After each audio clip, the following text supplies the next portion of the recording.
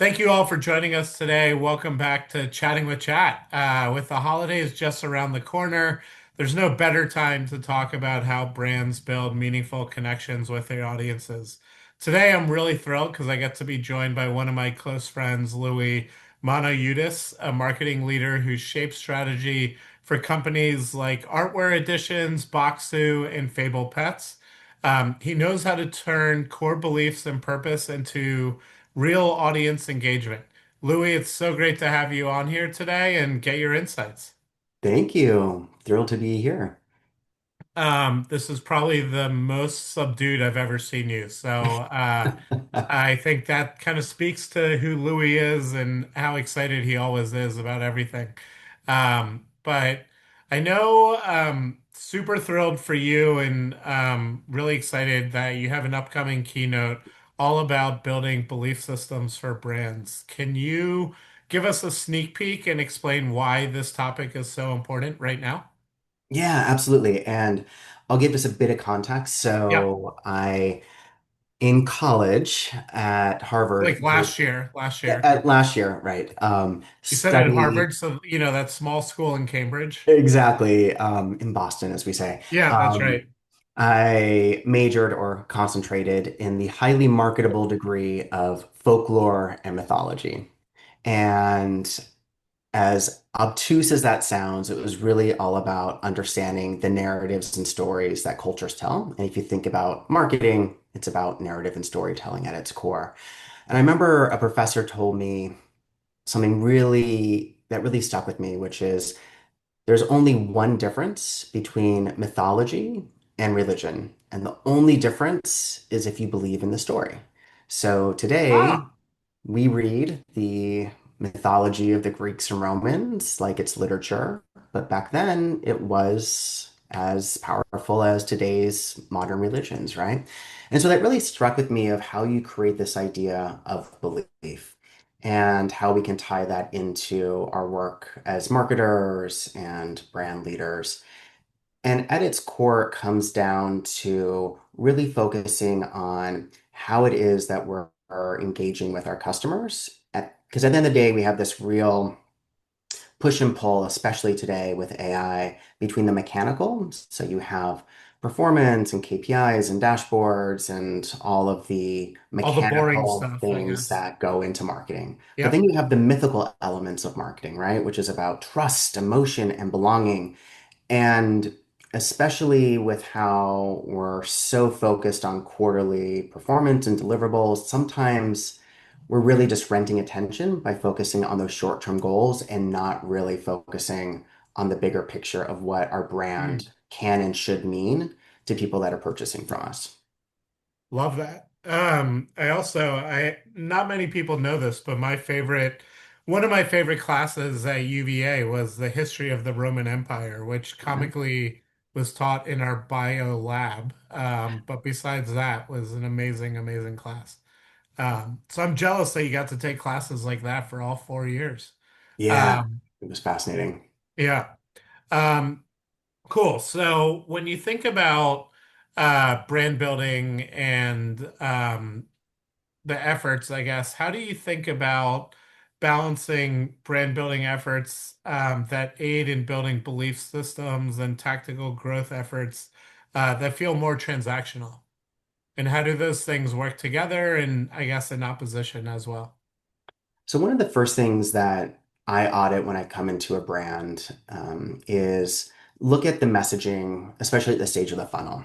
And so much of what we do, especially if we're a D2C brand, is focused on that bottom of the funnel conversion, right? And really optimizing towards that. So unfortunately, and I'll give you an example, I see a lot of brands that talk a lot about um, features, right? So they're talking about themselves. This is what we Hmm. do. Thread count, CPU, whatever it is.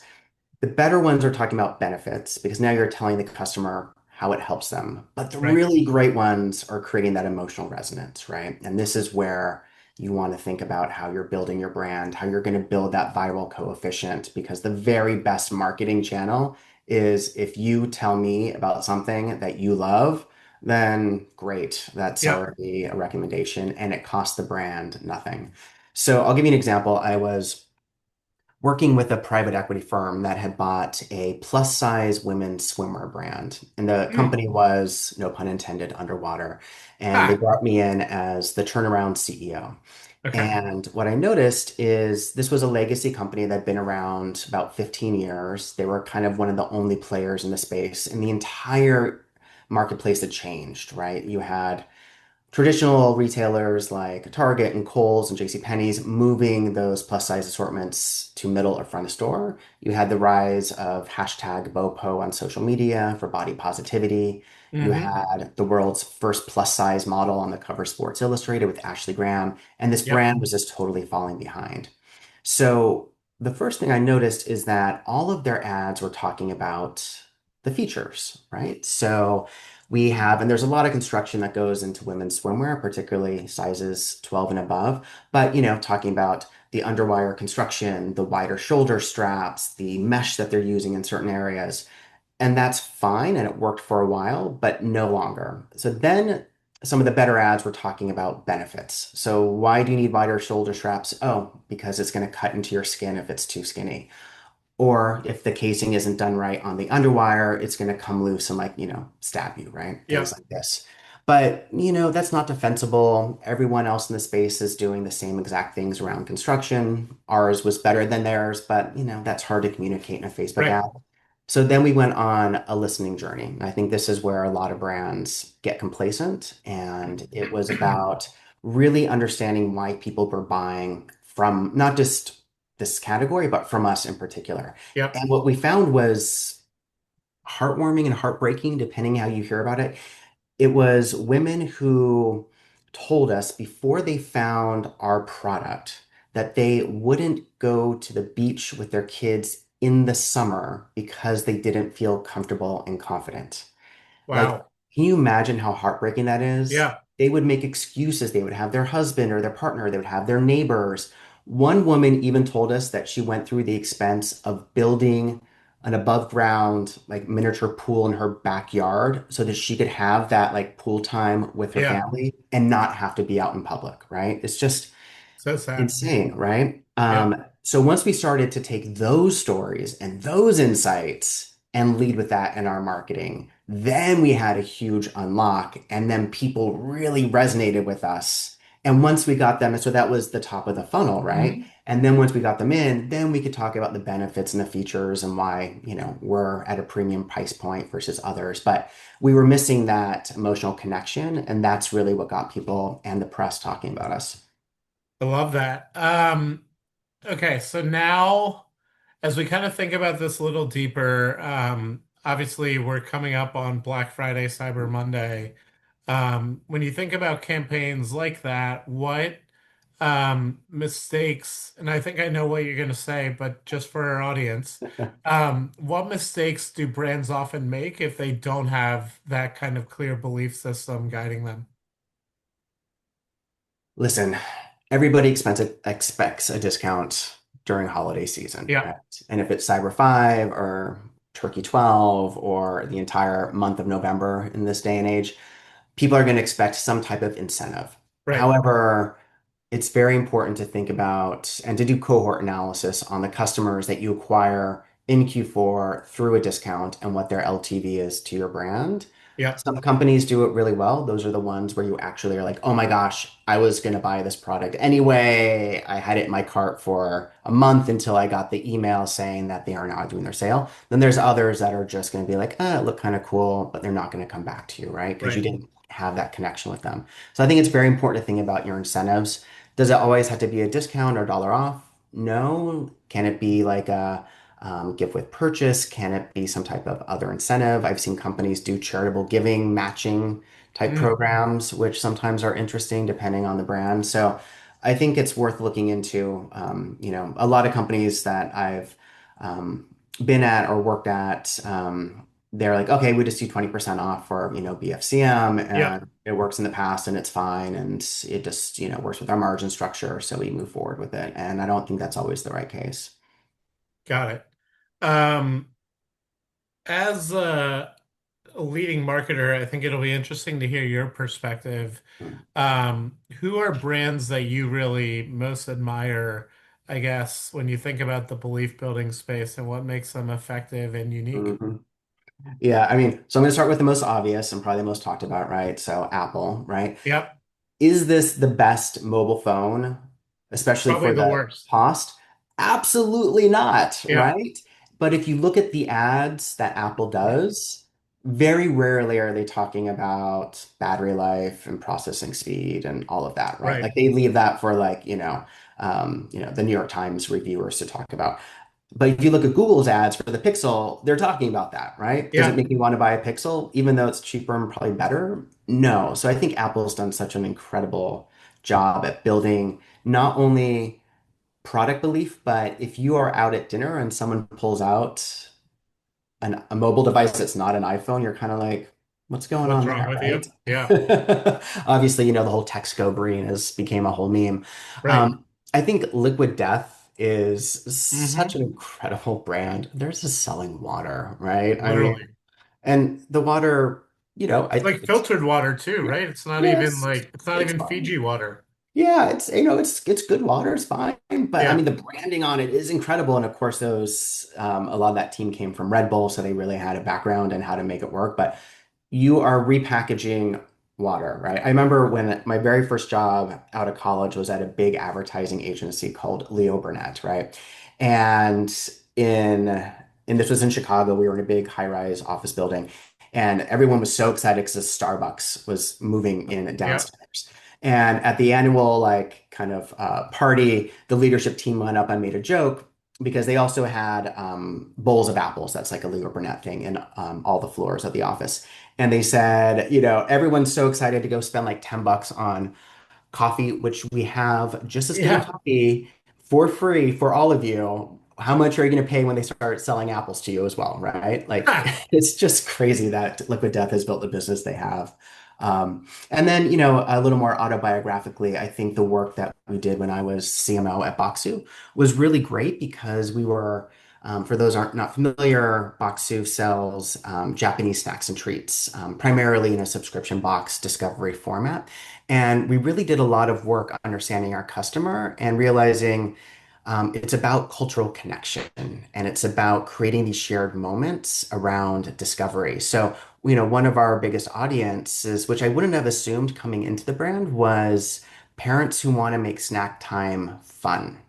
And I Mm. thought that was really an interesting cohort for us to Yeah. dive into because not only are you giving them a different type of food, but you're also, because we had a lot of educational content, you can say like, hey, now we're going to talk about, this prefecture in Japan and we're going to talk about kintsugi as an art form. And it's a way to keep them excited and not just give them traditional, Cheerios or things.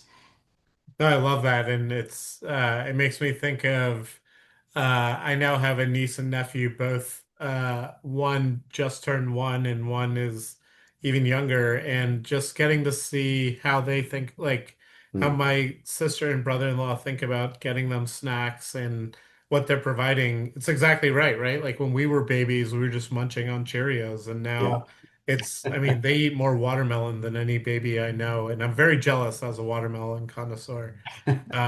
But amazing. Love that. And obviously love the work that you and Danny and team did at Boxu. That's why we're friends to begin with. Yeah. Um, right now, and you're kind of talking about this, and I very much agree when you think about features versus benefits versus what does it mean and like how do you tell that story? But right now it kind of feels like an inflection point in the world of marketing and brand building. Obviously, you have AI, digital ad costs have gone berserk, um, and consumers have changed the way they engage with brands. How can marketing leaders or candidly anyone in marketing stabilize and build confidently now? Such a great question. I was at an event last night and admitted that I feel overwhelmed just trying to keep up with all the Mm, advances with yeah, AI. I'm subscribing to a ton of newsletters and listening to podcasts. I'm watching YouTube, videos, and there's every day there's a new tool built on top of an LLM or a new LLM or a new privacy setting or just something that you have to stay on top of. And yeah, then, I have like this crazy Google Doc with all these different prompts that I've made or that, are included in any of these formats that I'm constantly testing out and tweaking. Fundamentally, marketing hasn't shifted in hundreds of years. It's getting the right product in front of the right person at the right time with the right message at the right price. The tools and the technology around it are more sophisticated and advanced than they've ever been. But if you're missing any of those core elements, then it really doesn't matter what the specific. I think we get tied into the shiny new object, the shiny new Hmm. thing, right? Like, remember a few years ago, everyone was like Web3 and Yep. NFTs and something crypto adjacent. And like now, that's not really what digital marketers are focused on. It's all AI and with good reason. But I think AI can help us speed up and automate tasks that we've already been doing. And in some cases, it can really help with audience insights. But I don't necessarily think that we should allow us to get our eye off the ball of what our job as like marketing leaders really still should be. Love that. All right, now the most fun part of the chatting with chat, lightning round of Oh questions, boy. where we just ask random questions and quick answers. All right. And obviously this is excluding chatting with Jack because uh, our newsletter and our video series is not meant to promote ourselves because we already know that these are the best, newsletters and video content that you're going to see. But Mm. whose, newsletter or social feed do you never skip? Yeah. Okay, so I'm part of some really incredible digital marketing groups. And Hmm. so I read through every single message and try to engage where I can. So Cart Stars obviously being one where you and I are Hi, Debbie. connected. Hi, Debbie. There's Workspace 6, W6, which I think is really active and has some people with some really fast-growing brands in there, and they really get into some more of the technical specifics, which I really enjoy. Um, and then in terms of some of the other newsletters, like I'm reading everything from industry stuff like Business of Fashion, because I used to work in the Hmm. fashion world Yep. pretty intensely, to trying to stay up with the New York Times, Wall Street Journal, to, more niche things that I follow on social media. So basically you say you never stop reading. Love that. What is your favorite restaurant in New York? Okay, I'm gonna give you two. For something fancier, we love 425 by Jean-Georges. Hmm. Uh-huh. And for something a little more chill, oh my gosh, why am I spacing on it? Right around us. Oh my gosh, I can't remember the name. Okay, we'll move on. Yeah, we'll move on. 425 it is. What's a brand campaign that you wish you had worked on or created? Ooh, um, gosh, there's so many. I really love the polar bears, if you remember that Hmm. with Yeah. Coca-Cola. Coca-Cola. Yeah, of course. Yeah. And it goes back to your heartwarming, like, it makes they're not talking about the benefits of caffeine or Coke in Coca-Cola, right? Nope. I like this one. What is the best career advice you've ever ignored and that you were glad that you ignored? Career advice that I ignored and Yeah. was glad that I ignored. Um, I remember that someone told me when I was an intern that I had to be very respectful of the organizational hierarchy. Ha. And I understood that Yeah. theoretically, but this was when I was actually doing a fashion internship and I was still a Mm. student at Harvard. So I thought, well, I do want to get some face time with the namesake designer as well as the Yep. president of the company. So I came up with a research project for Harvard and I said I would like to interview both of you as part of that. And of course, they jumped on it. Love that. Love that. Okay, and then lastly, what book are you currently or most recently have you read? Yes, I'm reading the Oz Perlman, The Mentalist. I'm reading Hmm. his book right now that just came out, which Love is that. really fascinating about it's a lot. I was hoping it would be a bit more about how he's performing the tricks and how Yeah. he's reading people, but it's really about his journey of just getting rejected over and over and over again, and how he took those learnings to become the mentalist he is today. He's basically a founder. Love that. Amazing. Well, Louis, this has been awesome. Thank you as always. For those of you that don't know Louis, he's one of the friendliest and just always willing to give feedback to you at all times. His favorite piece of feedback is that he hates my fashion style. So maybe one day I will listen to him. But besides that, just such a kind human being and just such a great marketer and someone that you should know. So if you're not already following him on LinkedIn and social, please do that now. And we really appreciate your hopping on today. Thank you. Appreciate it.